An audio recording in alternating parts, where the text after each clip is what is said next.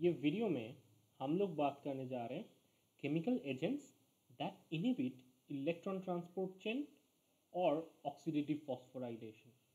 ये जो कॉन्सेप्ट है ये बहुत ही ज़्यादा इम्पॉर्टेंट और बहुत ही ज़्यादा पूछे जाने वाले कॉन्सेप्ट है in MSc level entrance exams और सीएसआई और नेट में।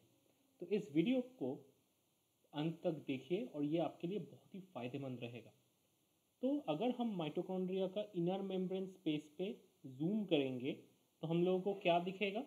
हम लोगों को दिखेगा components of the electron transport chain. तो चलिए देख लेते इलेक्ट्रॉन ट्रांसपोर्ट चेन का कंपोनेंट्स क्या है। कॉम्प्लेक्स 1 या फिर NADH डिहाइड्रोजनेज, कॉम्प्लेक्स 2 या फिर सक्सिनेट डिहाइड्रोजनेज, कॉम्प्लेक्स 3 या फिर BC1 complex cytochrome BC1 complex, complex 4 यानी कि cytochrome oxidase, and finally complex 5 या फिर ATP सिंथेज कॉम्प्लेक्स। अभी हम जो बात करने जा रहे हैं हम लोग बात करेंगे specific reagent that blocks the electron transfer, right. तो हम लोगों को पता है कि NADH का जो इलेक्ट्रॉन होता है, राइट, वही इलेक्ट्रॉन क्या होता है, वही इलेक्ट्रॉन सेवरल स्टेप में ट्रांसफर हो जाता है डिफरेंट कॉम्प्लेक्स में। ये सिर्फ NADH का ही इलेक्ट्रॉन नहीं है, FADH2 से भी आ सकता है, राइट। दोनों सिचुएशन में जो इलेक्ट्रॉन रिलीज होता है वो ट्रांसपोर्टेड होता है वाया दिस कॉम्प्लेक्स, राइट। और इस कॉम्प्लेक्स में बहुत सारा कैरियर भी है। अल्टीमेटली इसका जो फेट है इलेक्ट्रॉन का वो है टर्मिनल इलेक्ट्रॉन एक्सेप्टर के साथ वो बाइंड हो जाता है, राइट, एंड वो बना देता है अपना water. So oxygen is the terminal electron acceptor, ये हमको पता है, राइट। तो अभी हम लोग देखेंगे कौन सा स्टेप में कौन सा वाला रिएजेंट्स ये साइकिल को ब्लॉक कर सकते हैं। अगर हम लोगों को NADH1 डिहाइड्रोजनेज से कोएंजाइम Q तक इलेक्ट्रॉन को ना जाने देना है, राइट, तो हम लोग क्या केमिकल यूज कर सकते हैं? हम लोग यूज कर सकते हैं ऐसे सिचुएशन में रोटेनॉन। सो रोटेनॉन क्या है? रोटेनॉन कॉम्प्लेक्स 1 इनहिबिटर है। सो कॉम्प्लेक्स 1 से अगले कैरियर तक इलेक्ट्रॉन को पहुंचने नहीं देता है। बहुत ही इंपॉर्टेंट कॉन्सेप्ट है बिकॉज रोटेनॉन यूज होता है एज अ फिश पॉइजन और इंसेक्टिसाइड के हिसाब से। उसके बाद और एक चीज़ का भी नाम बोलना चाहता हूँ जो कि सेम वे में काम करता है, जैसे है एमोबार्बिटल। सो एमोबार्बिटल भी सेम जगह पे काम करता है और NADH एंड CoQ के बीच में इलेक्ट्रॉन ट्रांसफर को वो इंटरफेयर कर जाता है, ओके। देन उसके बाद में बोलना चाहता हूँ पेरिसिडिन ए। सो पेरिसिडिन ए क्या है? एक एंटीबायोटिक है, वो भी ये इलेक्ट्रॉन ट्रांसफर को ब्लॉक कर देता है। इसके बाद एक बहुत ही पॉपुलर सा नाम आ जाता है कॉम्प्लेक्स 3 ब्लॉकर का, जिसका नाम है एंटीमाइसिन ए। नाम सुन के ही आपको पता चल रहा है कि ये एक एंटीबायोटिक है, राइट।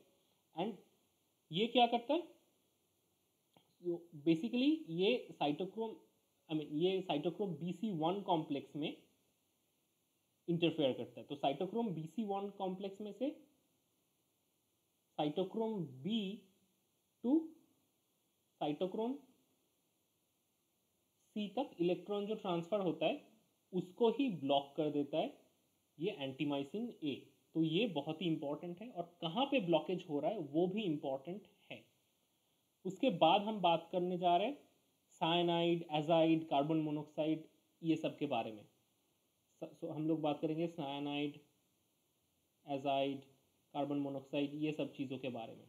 और सारे के सारे क्या करता है? सारे के सारे इनहिबिट कर देता है अपना कॉम्प्लेक्स 4 को या फिर साइटोक्रोम C ऑक्सीडेज कॉम्प्लेक्स को।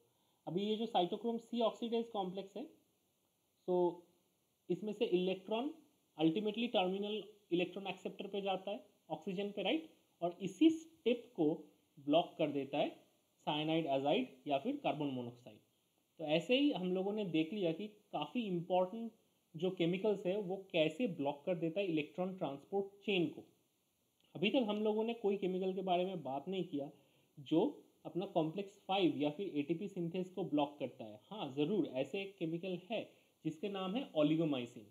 सो ओलिगोमाइसिन ब्लॉक कर देता है एटीपी सिंथेस को और एटीपी सिंथेस एक्टिविटी को ब्लॉक कर देता है। एज अ रिजल्ट एडीपी से जो एटीपी बनता था वो अभी नहीं बनेगा। So it's a loss.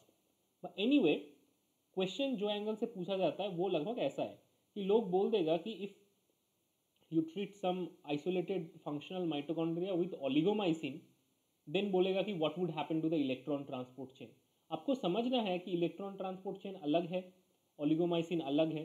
तो इलेक्ट्रॉन ट्रांसपोर्ट चेन अपने आप चलता रहेगा, लेकिन ओलिगोमाइसिन को इनएक्टिवेट करोगे तो इलेक्ट्रॉन ट्रांसपोर्ट के वजह से जो ग्रेडियंट पैदा हुआ और जिससे एटीपी बना वो नहीं बनेगा। फिर से ऐसा भी एक क्वेश्चन पूछ सकता है कि अगर एंटीमाइसिन ए से आपने ब्लॉक किया तो इलेक्ट्रॉन फ्लो होगा कि नहीं ट्रांसपोर्ट में, राइट? या फिर आपने NADH1 डिहाइड्रोजिनेज को ब्लॉक किया, मतलब रोटेनॉन से आपने ब्लॉक किया तो कुछ फ्लो होगा कि नहीं। याद रखना, अगर रोटेनॉन से कॉम्प्लेक्स 1 और कोक्यू को ब्लॉक भी कर दिया फिर भी थोड़ा सा सर्कुलेशन हो सकता है कॉम्प्लेक्स 2 से, राइट? या फिर कॉम्प्लेक्स 2 को ब्लॉक कर दिया तो कॉम्प्लेक्स 1 से सर्कुलेशन हो सकता है। तो ये एंगल्स को आपको याद रखना है और थोड़ा ध्यान में रखना है। सो आई होप आपको ये वीडियो अच्छा लगा और ये बहुत ही इंफॉर्मेटिव और इम्पॉर्टेंट वीडियो है। अगर आपको ये वीडियो अच्छा लगा तो प्लीज़ शेयर कर दो अपना फ्रेंड्स में और don't forget to subscribe my channel. Thank you.